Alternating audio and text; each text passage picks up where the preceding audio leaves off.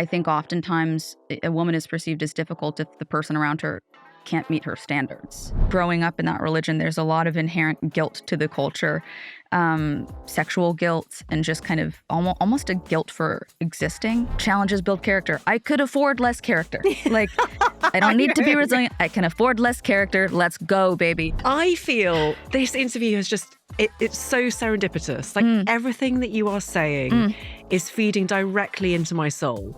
Welcome to How to Fail, the podcast that believes all failure is a portal to self-discovery. Before we get into this conversation, please do remember to subscribe and follow so that you never miss a single episode. Jennette McCurdy's novel, Half His Age, tells the story of a 17-year-old girl called Waldo embarking on an affair with Mr. Corgi, her 40-year-old creative writing teacher.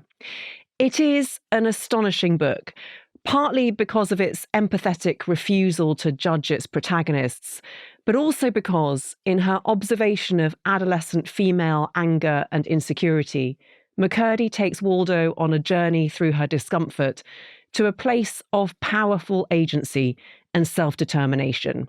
In McCurdy's hands, rage transmutes into power. It's an impressive feat for a debut novelist, and unsurprising that the book has been a hit on both sides of the Atlantic, becoming a Sunday Times #1 bestseller in its first week of publication.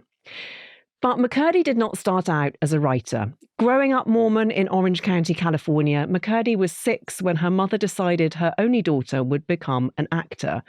Soon, she was supporting her mother and 3 brothers full-time through work. It was a difficult and abusive upbringing, a story told with unflinching honesty in her 2022 memoir, I'm Glad My Mom Died, which spent more than 90 weeks on the New York Times bestseller list. Writing, she says, has been such a profound source of identity for me. It's been the place where I have found myself. Jennette McCurdy, welcome to How to Fail. Thank you for having me. What a beautiful intro. I'm so honoured to have you, and thank you so much for the gift of your words. You have this rare ability to be courageous enough to tell the truth and to help readers see themselves and their experience on the page. So I want to start with that. Well, it's so funny you say that, the sort of courage to tell the truth, because I feel that it is honestly something that people say a lot about my writing. And I've kind of been thinking about that recently, where like 90% of my thoughts are things that you really shouldn't say out loud in any sort of social setting or capacity. And yet writing them down, they're then sort of hailed as like so brave, where if I just were to say the same things at a dinner, the forks would, stop. Yes. Everyone would look at me and be like, okay, no, that's not what we say here. Yet, in writing, it's sort of not only allowed, but really, really rewarded. And it's interesting to think about. It's so interesting. And I wonder if that truthfulness has felt like such a liberation for you. Because, Yes. I mean, as many women do, we've sort of been raised, so many of us, to please others and to be nice. Yes, 100%. Be accommodating at the expense of your own feelings. Make everybody else in the room feel okay. Who cares how you're feeling? Just all you have to do is be there for everybody else. Show up for everybody else. Get them to feel the way that they need to feel. I'm really sick of that. I think it's time that women start speaking up for ourselves in any capacity. Not worrying about, we're told, oh, don't be difficult, don't be too much, and you want to get ahead. So, but it's really actually counterproductive, and I think this messaging keeps us down. I think oftentimes a woman is perceived as difficult if the person around her can't meet her standards. What has been the most surprising thing for you about the reception to Half His Age? To be totally honest, the amazing critical response. I really, really, I don't want to jinx it, but I thought there would be a lot of pushback. I guess just because of the success of the memoir, I thought there would be kind of a real, kind of arms crossed skepticism and kind of a like, okay, little girl, let's see what you got, kind of snarky attitude. And that hasn't been the case at all. And it's, I stay away from reviews, but people send me nice stuff. So that's been, seeing reviews in the New York Times and the Atlantic and, Sunday Times and all these places where it's really my work is being respected and appreciated has been like beyond meaningful to me. I want to sit here and go, oh, reviews don't matter, and and I definitely don't write from that. I'm never writing going, oh, what are the reviews going to say? That would be disastrous. But just to feel that the work is understood is ultimately meaningful. It does mean something to me. I am getting those articles framed. Like Yes. that's the reality. You really deserve it. There's no seamless link to this next question, but you grew up Mormon. Go for it. Great. I want to talk about Mormonism because the Brits have a long-standing fascination with Mormonism. Really? We don't really get it. Okay. I saw that the play is going here. The play is going, Book of Mormon has been a huge hit because we want to understand more. And I feel like Mormonism is having such a cultural moment in the most unexpected way. Like the real Secret Lives of Mormon Wives. Yes, I've heard about this. I haven't seen it, but this is something, it's here as well. Okay. That's here as well. It started on TikTok or something? Or Exactly. Okay. It started as Mom Talk because there was a swingers scandal involving these Mormon women who were all in their early 20s, but like married with kids. Mormons have really changed. If there's like swingers happening, that is like quite the opposite of what the premise is. But can I ask you about Mormonism and whether you think that has shaped in any way your creative output? Wow, what a deep question. I think it has shaped. Certainly, it is really kind of shaped who I am or the way that I think about things, and by that I mean guilt. There's a lot of sort of growing up in that religion. There's a lot of inherent guilt to the culture, sexual guilt, and just kind of almost a guilt for existing. I think a lot of those people-pleasing tendencies, specifically as a woman, really can be traced back to that, though I think we've all kind of been told that in one way or another, Mormon or not, or wherever we've grown up. It's just we're told to be accommodating to others. In that culture growing up, it was really, these are the expectations of a woman, and it's that you stay home, you have kids, you do the dishes, you make your husband dinner, and you have it on the table at 6, and you smile while you're doing it, and you're grateful that that's what you are able to do, what you are allowed to do. And if that's what somebody wants to do, amazing. That is beautiful. But if it's not what you want to do, and you're just being constantly told that that's what you've got to do, it's really, really frustrating. But you're not allowed to be frustrated. You got to be, as a Mormon, you've really got to be happy and grateful and just show up sort of with a smile on your face and find the positive in everything. And there's not always a positive in everything, and I think finding reality is far more important and far more beneficial. And then you can find the positive from there. But just kind of living in a world where you're pretending everything's fine when some things really are not, I think it's a way to just kind of keep a person down. And I say this actually with a certain tenderness for the religion, because it did feel like a safe environment for me. Now I see it as completely not that, but growing up, in a household with so much chaos, there was something quite peaceful about just being in a pleasant, clean space. And I really appreciated that. And I did appreciate the sense of community. I did appreciate the morals, though, of course, now I see there's such a kind of complexity there, because how can you have certain morals while you're doing things that are so kind of harmful to certain groups? And that makes zero sense. But it certainly shaped who I am and how I think. But I don't think it has shaped my sort of creative output, other than just, there's a character in Half His Age who's Mormon. Yes. That's really, Yes. I couldn't help but do a little nod. Do you still carry the guilt? Let me think. Let me check in with my body. I think in some instances, and like, I don't really have an example off the top of my mind, but certainly not, there's not sexual guilt. And, sex is really a theme that comes up in this book a lot, and writing sex in an honest way was so important to me. Maybe I'm, maybe there's some element of that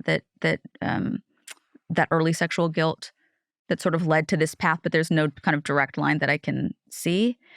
And then generally I would say I don't have a lot of guilt. I think I live in a way that I have values that I try to make my choices off of. I try to let those values guide my life. But beyond that, if I'm doing that, then I don't think there's really much room for guilt. Yes. My best friend is a therapist, and she always says that guilt is a signal that you've done something wrong. So if you haven't done something wrong, there's no need to feel guilty. Yes. Yeah. I'm curious if there's something I heard from a therapist, which is if you feel resentment, it's time to set a boundary. Oh, that's so good. Isn't that beautiful? Isn't that so good? That's so good. And can I just say how much I love hearing you answer questions? Oh, thank you. We were talking. I was so long-winded with the Mormon thing. I'm already judging it. Maybe there No. is guilt. Okay. Yes, let me relieve you from the need to Thank you. judge. That was an incredible answer Oh, and so nuanced.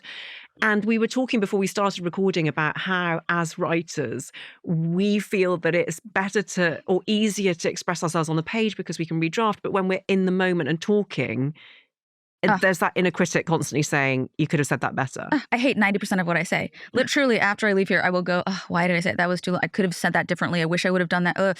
And it's exhausting. And I find writing so freeing in a way because you can just get it right. You can say it the way that you want to say it. You can revise it until it's exactly how you want it to be said. And that's not the case with anything else. I also just want to acknowledge that in talking about your work, you are often asked by interviews like me to trawl over really difficult trauma. And I just wanted to sort of say that because I know that it doesn't come without a cost. Wow. And I don't want you to feel that any of your experiences are being cheapened here. And I want you to feel held. I'm quite moved by you saying that. Oh, Jennette. Well, I'm moved by your response, and I just want you to know that I see you, and it's important. Excuse me. No, please take your time. Thank Honestly, I really appreciate you saying that. you look so pretty when you cry. Is that an inappropriate thing to say? You really do. That is so kind, and it is so felt. It is so felt from you. The generosity and the depth and insightfulness that you ask with it's not always the case, and I understand that this is a part of the job, and I really want I care about my work. I put my heart and soul into Half His Age for years, and this is a part of the job, and I'm grateful to have a platform where I'm able to do this, these various press interviews and things to be able to have a platform for the book. I want people to read it. I care about people reading it. I think it's really, it's worth their time, and I think people really ought to value their time most of all, and I do think this is a book worth their time. But it can be challenging when when things can get personal, or when people will ask questions about the memoir, which I wrote years ago, and it's something I'm so proud of. But ultimately, it's like to sometimes be kind of touted out and just be like, "So that abusive mom of yours," it's like, yeah, can we just not for a second? Yeah. And so I really appreciate you saying that. Of course. Let's get on to your failures, because your first one is about the novel. Yes. Because you were writing a different novel, and this is your first failure, is that you didn't finish it. So tell us about that novel that you didn't finish. I was, and I think this is such a key kind of element of the creative process, and I hope it's useful for somebody, for any creative out there. But I was working on another novel that I really, really liked. I was about 6 months in, pretty deep in. I had multiple drafts at this point, and was really in the thick of it. And I think this thing happens with creative ideas where initially, you tell me if you feel this way, if you agree, right? Initially, they're so attractive. Yes. They're so sexy. Such a good way of expressing it. Yeah. It's the honeymoon phase. Yeah. You're dating, you're having sex a lot. Like, it's great. Yeah. And then it becomes work, inevitably becomes work. And the honeymoon phase kind of fades. And it's like, okay, now we're really in the thick. We got our, pants pulled up and we're in there. And then every other idea you have ever had starts to look real hot. Yeah. And you think, oh, if I could just not be in this, if I could just date that other one for a little bit, it'd be so nice. Or they're so beautiful if I could just, and so that's what happened here, where I was 6 months into this other process, and I was so deep in the project, and Half His Age was just really pushing itself up on me. And it was so intense that it got to the point where it was undeniable. And I said, okay, I will give Half His Age a week. I will, because I can't stop thinking about it, I will put the brakes on this other idea for a week. I'll work on Half His Age. I figured I would get it out of my system and then return to the other one, sort of going, oh, I'm so grateful to be in this long-term relationship, and we are meant to be together. And yes. That is not what happened at all. And 30 days later, I had a first draft of Half His Age. I just physically could not return to the other one. I'm very much a bodily writer. And so, clearly I'm emotional. And so I kind of have to just work with it. I can't work against it. It doesn't work for my life, I've learned. So I had to go, okay, the excitement's in Half His Age. Let me get this out. I got the first draft out, and then I went back into the second and third, every subsequent draft from there. And now, nearly 20 drafts and 2 years later, this is clearly the one that was meant to be because it's the one that is. So fascinating. So much I want to ask you about that. Mm. That idea of feeling it in your body and having learnt that you have to pay attention to that instinct is so powerful. Mm. Do you think that part of the reason you couldn't ignore this is because you'd spent so many years in a kind of control dynamic where you weren't able to follow your instincts? Oh, my God. The only person who's put that is so brilliantly said. Such a wow, insightful connection. Yes, I think that's exactly it. Hmm. I I had eating disorders from age 11 through my early kind of 20s. And there was so much body denial. And I really, it's what I had to do for the time. That's an important part of recovery, is really accepting, like, you did what you had to do. And that's what it was for me. But it is so sad to me looking back on it, the amount of, it was a real betrayal to my own body and a real denial because of feeling things so intensely and knowing if I would have literally come into contact with any of my emotions, all they would have been telling me would be to get out of all the situations I was in. And you can't do that when you're 14. Yeah. So, thank God I had some sort of defense mechanism, some sort of coping mechanism. It might sound strange to say, given that it was such an unhealthy one, but it really was important to getting me through kind of that phase. It was all that I had. But there was so much body betrayal. And now, as a 33-year-old woman who is in touch with her emotions, painfully, like so in touch with her emotions, it is so clear to me that there is nothing more powerful than a woman's intuition. I believe that about all of us. I believe our bodies have inherent knowledge that if we try to kind of analyze our way, no, our bodies know. And denying our bodies is nothing but a disservice to a better life path for ourselves. If we could just accept our emotions, allow our emotions, let them inform our decisions, I think it 100% of the time puts our lives on a better path. And that's definitely something that I continue to kind of relearn over and over through the years. Wow. That is exactly what I believe. Thank you so much for putting it into words. When this idea kept pushing itself against you, does that work, that phrase? Yes, I think it does. Yeah. It's like it had to be Yes. birthed. Yes. Like it was so in my body, it was just, it's time. You had an age gap relationship when you were 18. Yes. When you first had the idea, did you think, is this another memoir? Was there ever a point where you thought, am I writing myself here? No, there was never a point or a question in my mind about that, because so much of kind of the novel is told entirely through the point of view of the protagonist, Waldo. And really her voice was feeling very clear to me, and who she is and what she wants and how she operates.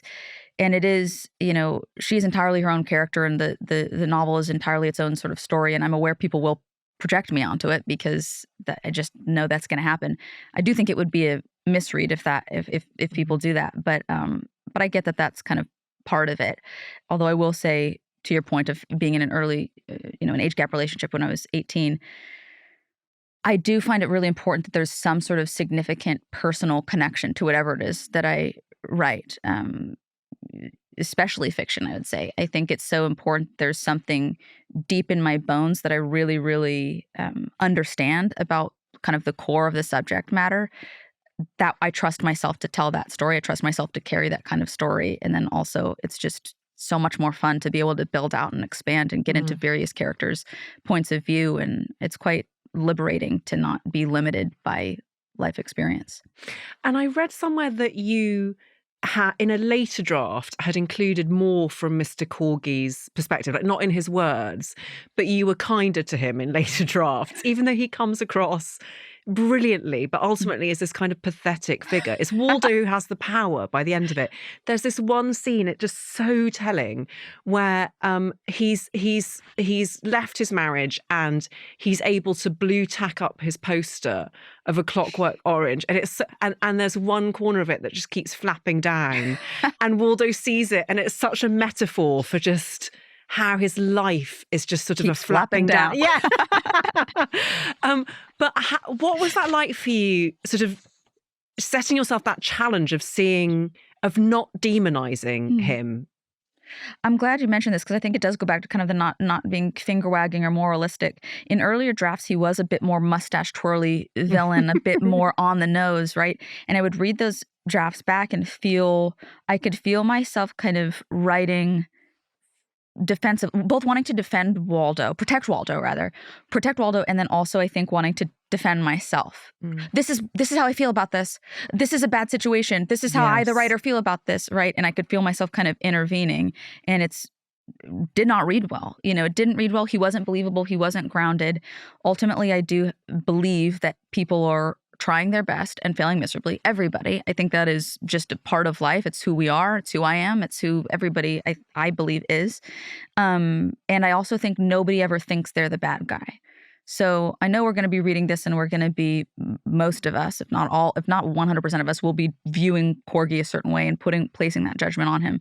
But he doesn't feel that about himself. He believes he is making the best decision that he can at any moment, and that he has the best of intentions. And so I wanted that to kind of come through. And so I really had to sit with the point of view of what is it like to be a 40-year-old man who has really not fulfilled any of the things that he thought, hoped, or expected that he would. And I did feel for him, as uncomfortable as that is to say. I do think it was important to writing him believably, and ultimately to believing Waldo, because she has to be a reliable narrator. The moment we discredit her as a narrator is the moment we're off. Knowing that we're all older than her, we're reading this thing from somebody 10, 20 years younger than us, how do we make sure that we don't discredit her? And if she's painting him a certain way, we're going, well, then why did you fall for him in the first place? And it was so important to really make sure that Waldo was reliable. That's such a great point. How much, if at all, did that process help you recategorize or reanalyze your own age gap relationship? Oh, I'm thinking now, I'm like, I don't even know if I think I was so kind of in the thick of it that I wasn't really processing my own. I think ultimately some processing did wind up happening. Some closure was kind of found through the writing of it, but I wasn't really putting my own experience on it or kind of reflecting back.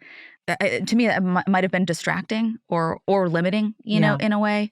Maybe I would have put more judgment on it or something. I don't know. I'm working this out in real time here, but it really did feel like I was operating from, I believe Mr. Corgi he really feels real to me. Waldo feels so real to me. And so I was kind of just working out the dynamics through who these people are. The other relationship that I found so compelling in this novel is the relationship between Waldo and her mother. I think you paint that really beautifully. Why was that important for you to explore? I think family dysfunction or complicated family dynamics are something that I will always explore. I just wouldn't know how to write, clean kind of healthy family dynamics. Like I would have not the first idea. Yeah, I'm literally like trying to think of what a line would be with a healthy dynamic. Here's your dinner, sweetheart. Man, have a great night. How was school? Like, oh, I'm bored. Yeah. I'm bored. Yeah, I think there's something sort of so much more juicy and interesting. And it's also just, it's what I know. And I think it is, writing is oftentimes a way for me to kind of find closure and work through things that I don't have the answers to myself. Sit with those uncomfortable aspects of families. And so I think that's just something I'll always write. Yeah. I'm so, if I can ask, why are you so interested in failure? I'm really curious. Oh, what a lovely question. I think the short answer is that I think failure has stripped me of my old certainties about how I thought life was going to be and introduced me to the truth of who I really am. Wow. And what I mean by that is like, so much of life is driven by ego and also by social conditioning, what we've inherited from our parents, what we've inherited from society or culture or the amount of rom-coms we've watched. And so I grew up with this very sort of conventional notion of what my life might be like. And it did not go according to that plan by some metric. And so I found myself feeling like such a failure at the age of 39. I'd gone through a divorce. I tried and failed to have children. And online at that stage, it felt like everyone had perfect lives on Instagram. And so I was interested in the disconnect because it also made me feel alienated. Wow. Wow. And since then, I've kind of become obsessed with it. Mm. I've learned so much through it. Through talking to people like you who are so brilliant and wise and smart, I learn every time I have a conversation like this. Wow. So it's sort of a switch at about 39 and just kind of life Yes. events. Wow. Yeah. Yeah. That's why I think you're so ahead of your time. Like, you're 33, Yes. you are way ahead of where I was. I mean, thank goodness. Oh, I don't know about that. That's why. It makes so much sense. And I completely agree. I love sort of the premise of the podcast. I do think that, you know, the universe, whatever you want to identify it as, does know more than we do. And I think there are so many things I'm so sort of this, I'll set my sights on I'll set my eyes on one thing and I'll just go, that's what it has to be. And it needs to be this. And I think I know best. And I never do. Literally, I can treat anything in my life where I've thought this is what's going to be best for me. Life goes, actually, no. And it shows me what is going to be best for me. Absolutely. So moved by that. You've totally nailed it. Mm. And my not having the baby that I thought I always wanted has actually been, I think, the uncovering of my life purpose. Part of it is like, I now strongly feel that part of my purpose is to speak for those people who don't and can't. Yeah. Yeah. Yes. So things like that are just so meaningful and profound. Yes. You never really know why things are happening until after they've happened. So true. The thing that you do know is that you can have more faith that you're going to survive it because of how much you've survived already. Yes. Yes. Yeah. You go, oh, I can navigate this. Oh, you know what? I'm more adaptable. I'm more, this word can be kind of cringy, or I find it kind of cringy, but resilient. Yes. Because I always think like, well, I'd rather not have to be resilient. Wouldn't it be great? Or like, oh, you know, challenges build character. I could afford less character. Like, I don't need to be resilient. I can afford less character. Let's go, baby. Yeah. But, you know, I guess these just happen, you know? Jennette McCurdy could afford less character is the best. It's just the best line. Let's get on to your second failure. Great. And I want to preface this by saying how grateful I am that you are going to talk about it. Oh. I know it will speak to so many people.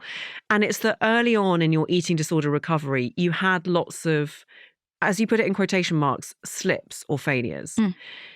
Can we go back to the genesis of your disordered eating? Yes. And the first memory you have of it? I woke up when I think I was 11 years old, and I'd had a lump in my breast. And I thought, oh no, my mother had cancer when I was 2 years old. She, you know, but it eventually recurred and she passed away when I was 21. But she had breast cancer when I was 2. And so I was always kind of hyper aware of breast cancer is a scary looming thing.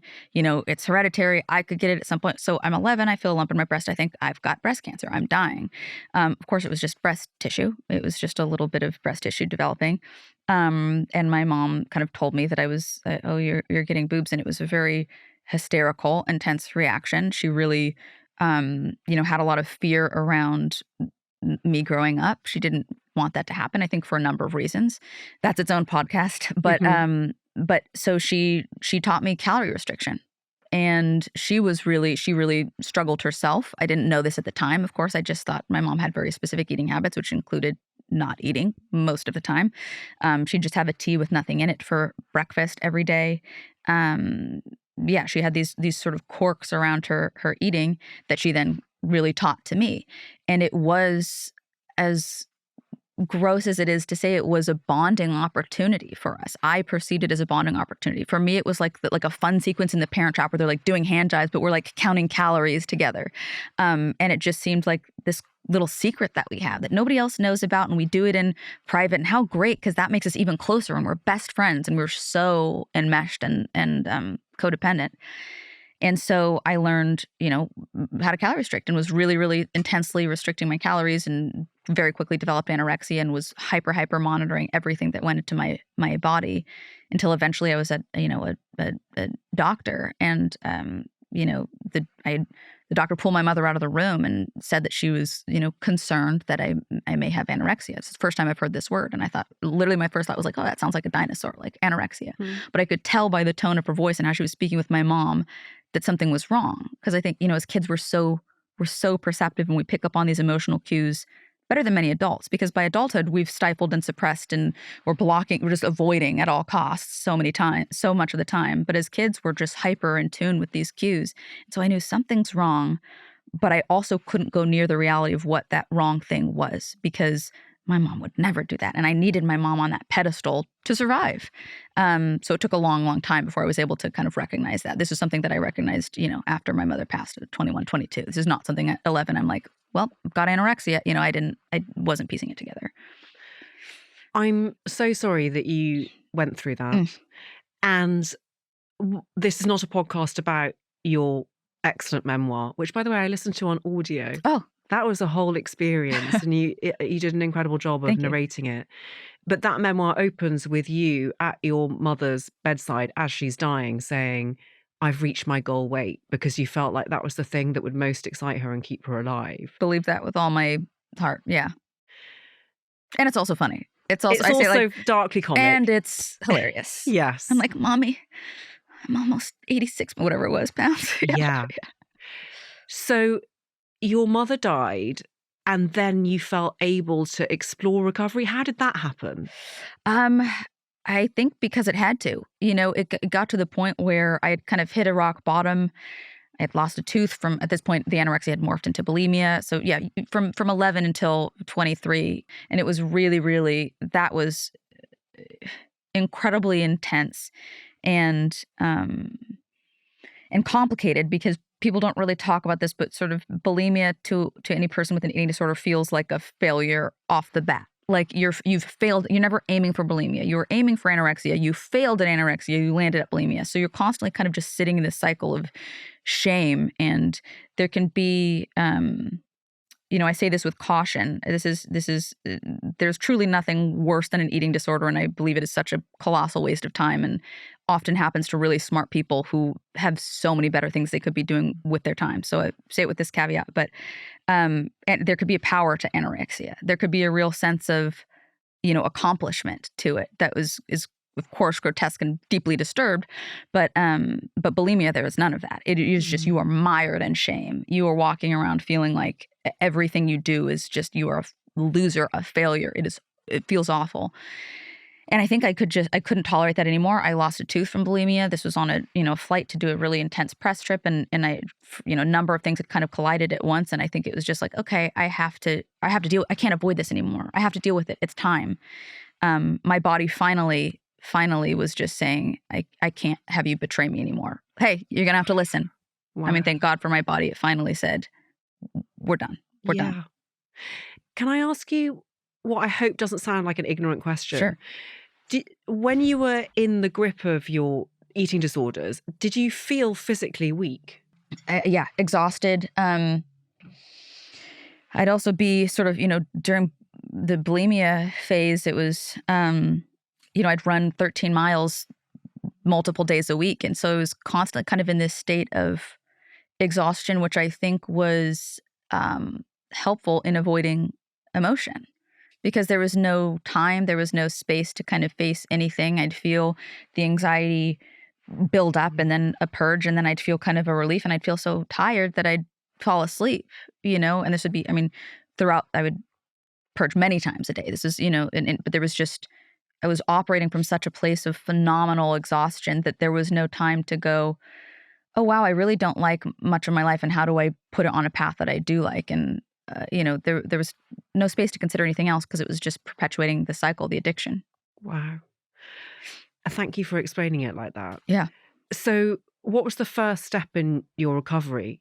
Was it therapy, or was it a decision that you made internally? It was a therapist that wound up that it did not kind of work out with that therapist, which I also think is key, is you got to find the right person. But then I did find the right person I was on a shoot in Toronto, and I found an amazing therapist who did a blend of dialectical behavioral therapy and schema therapy, or schema-based therapy. I don't know the exact name. And that worked really effectively for me. It's very pen and paper. You're very much, a scientist experimenting with your life and just getting it all out on the page. In terms of, like, there's a lot of different methods and homework every day that you're doing. And that was transformative for me. I don't know if I would have recovered if I hadn't had those forms of therapy. And I also, unfortunately, don't think they would work for everyone. But I think if you have a personality type similar to mine, uh, that's the way to go. I think I think that therapist and those forms of therapy were transformative. Was this the therapist who asked you to consider what good your eating disorder was doing for you? Yes, that's exactly it. I found that fascinating. Isn't it so intriguing? Very Yes. early on in recovery, because I'm sitting there assuming, okay, or I've hated sort of my body for so long, and I've hated just there's so much complexity there. How do I then turn this eating disorder into the villain so I can get over it? That's what I Yeah. thought would be the case. And instead he's saying, maybe the first session, what value does your eating disorder bring you? And I'm sitting there going, I'm paying you good money to get over this. I don't want to know what value it brings me. Like, help me get over it. And he's saying, well, it's actually very, very important that you find the value, because we need to find something of equal or greater value to bring in, because there will be a void. There's going to be a void in your life when this goes away. And it is going to be, you're going to need something to fill it.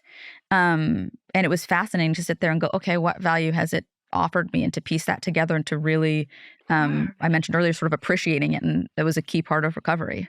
That is it appropriate to ask you what that was? Let's see if I can remember. Well, I sort of touched on this, but I didn't have space for my emotional experience, which I think was too much for me to carry at that time. I don't think I was at a place where, certainly at 11, 12, 13, if I accept the reality, okay, my mom taught me an eating disorder. My mom's teaching me, that is like, honey, you've got to leave. Where to? Where do you go at 11? So it was kind of it was a protection. Yes. I think it was protection from the weight of fame, from the confusion of having an identity that was not my own, that was so public facing, and feeling like my own identity was faced by no one. I mean, no parent, no adult figure, there was no one. I think that's, while anecdotal, I think it's very common for people who grow up in the spotlight, where it's just, you are a product, you are a good, and you are viewed as that. Even if people are well-intentioned, it's just really, really, it's tricky for people to separate fame from a person. Like, it's tough. I'm very moved by that. This failure, quote unquote, specifically addresses your slip-ups in recovery. Yes. And I think that it's very important for people to know this, that it's not linear. Recovery, authentic recovery, can never be linear.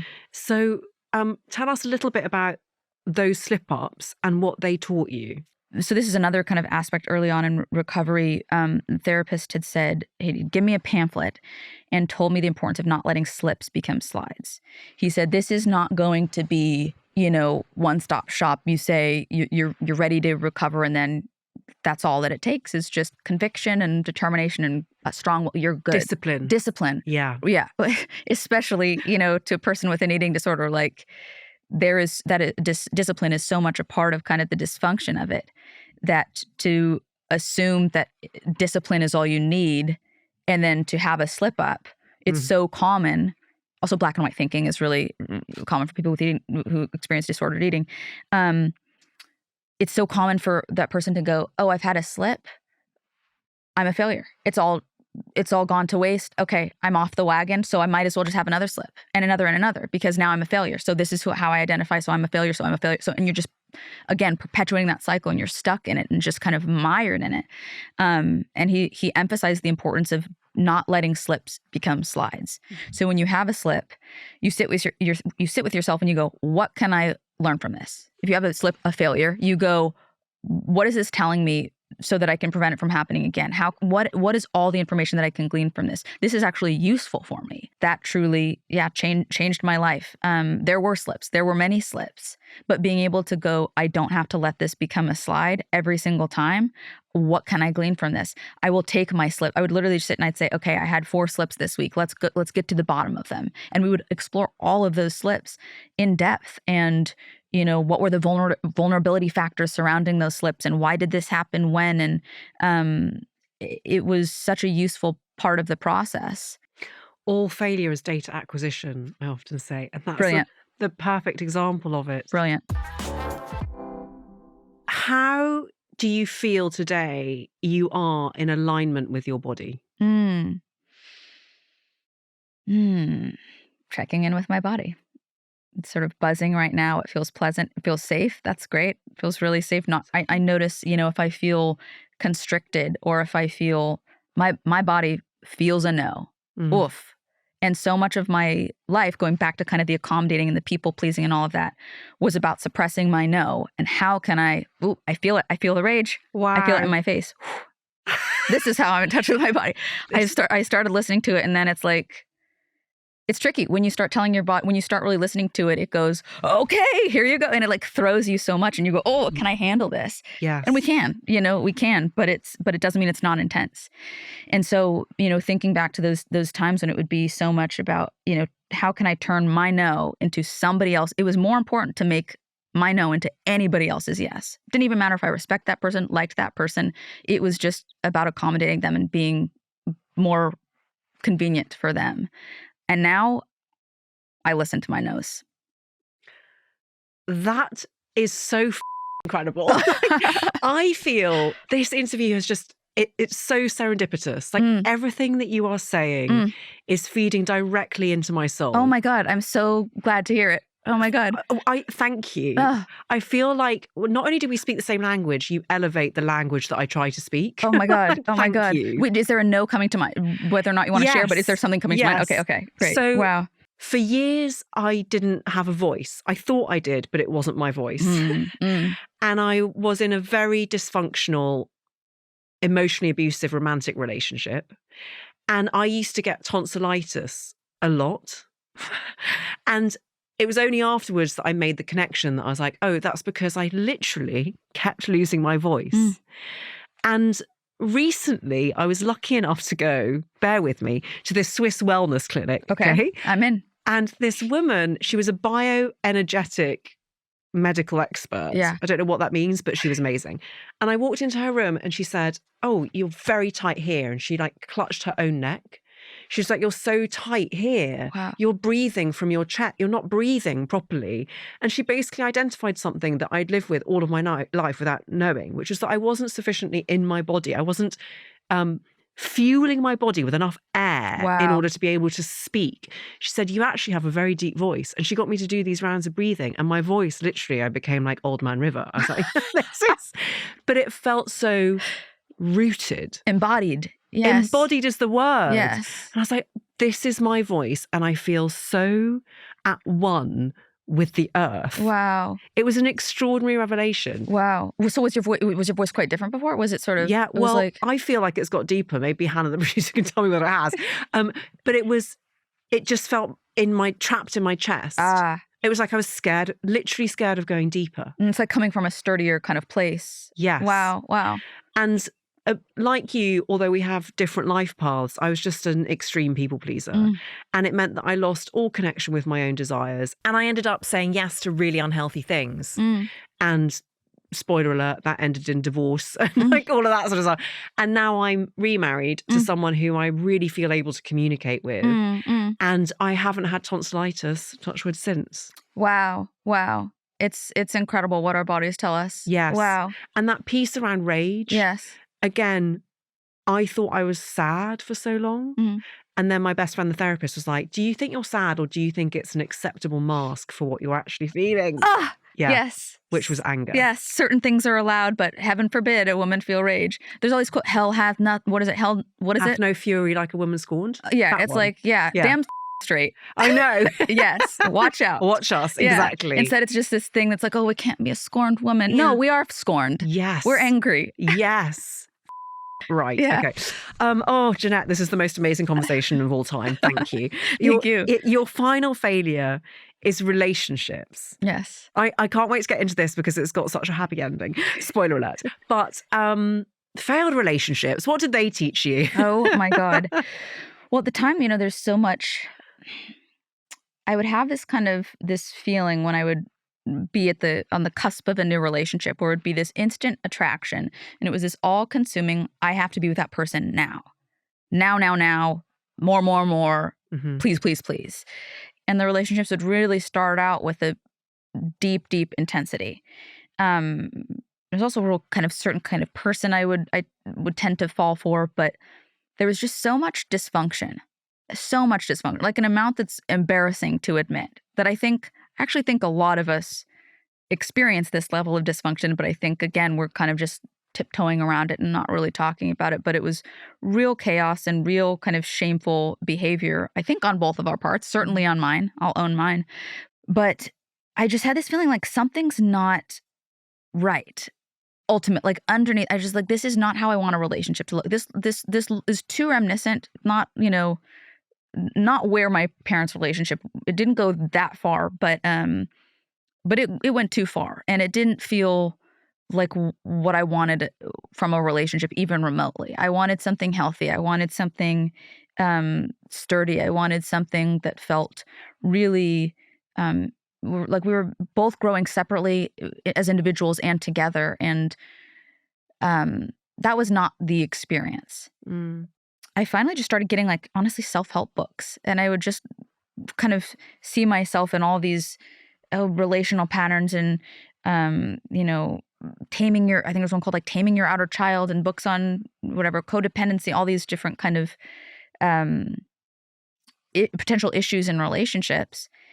And I took that really seriously. And as I remember the relationship that I was in when I kind of started getting all these books, and I could really feel the fear in him as I was getting these books, because it was like, oh, you could sense kind of a threat. Oh, what does this mean? And I completely understand that. I empathize with that. It can be, oh, this person's changing.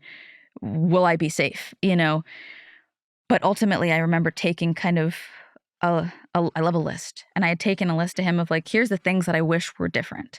I wish it was this, this, this. I wish I were more this way. I wish we were more this way.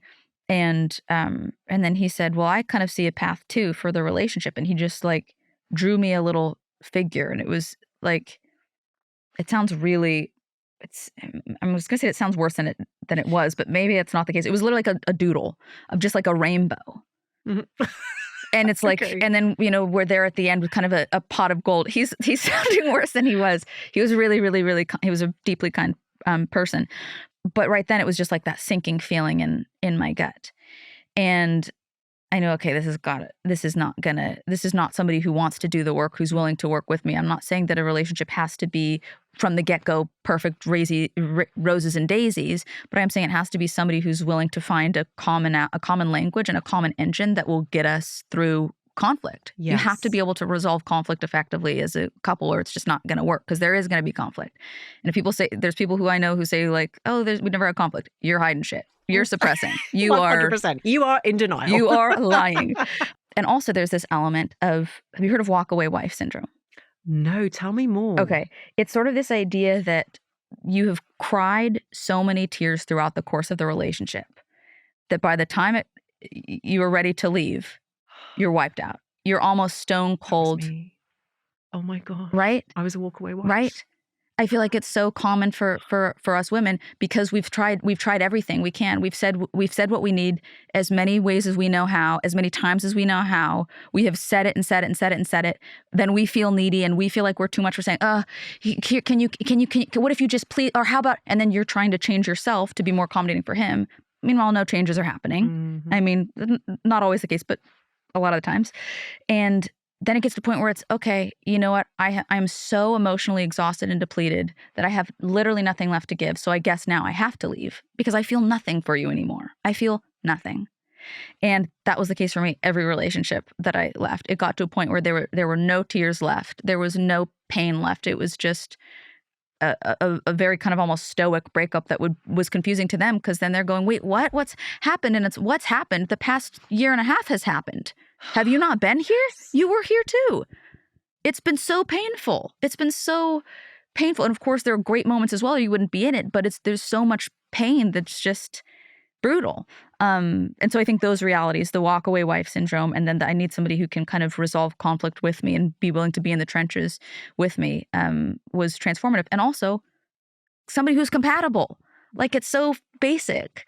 And yet I think we overlook it and think that we can wedge ourselves in, or maybe potentially get them to wedge into what we need. And it just doesn't. It's just, you got to be similar in some key ways, or it's not going to work. I believe that.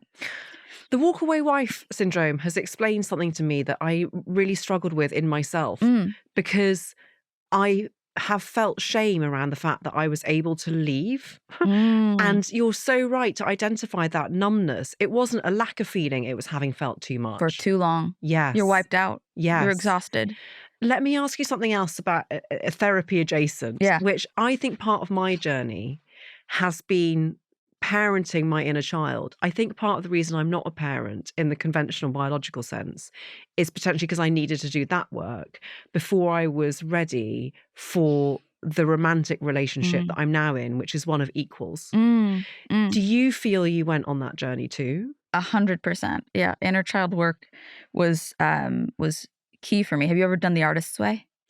I haven't, and I've got an inner resistance to it, and I'm not sure why. Really? Yes. I know you've done it Ooh. several times, haven't Yeah. you? Wait, yes, I've done it 3 times. I'm embarrassed. The 3rd time I did it with a friend and she like stopped, 6 weeks in or something. And she's like, I stopped. And I was like, me too. Cause I was too embarrassed to say that I That's was doing so it for a sweet. 3rd time.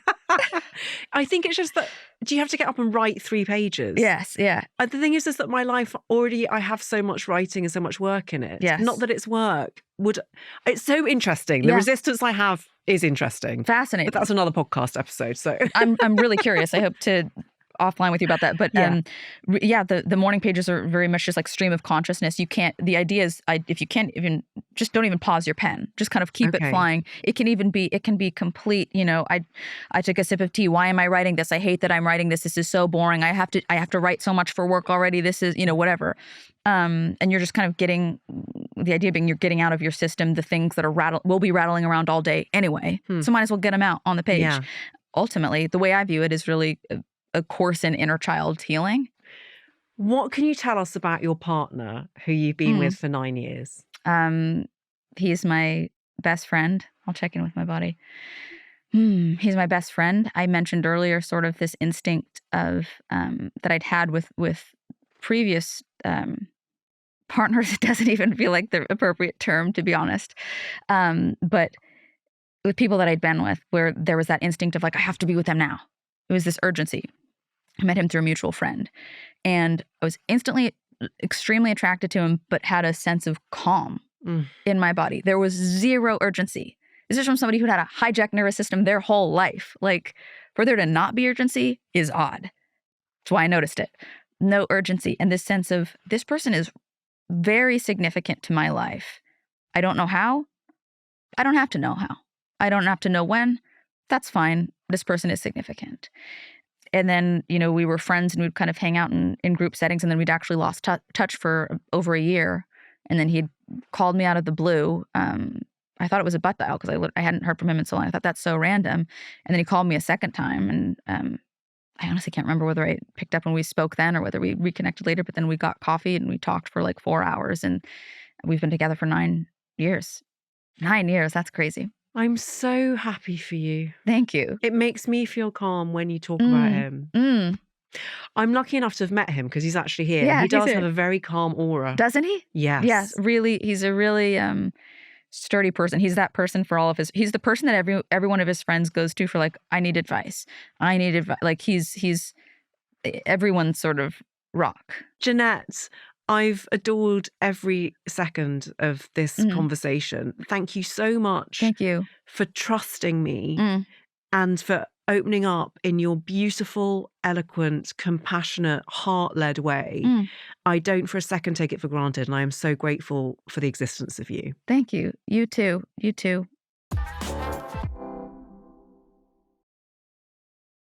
Please do follow How to Fail to get new episodes as they land on Apple Podcasts, Spotify, Amazon Music, or wherever you get your podcasts.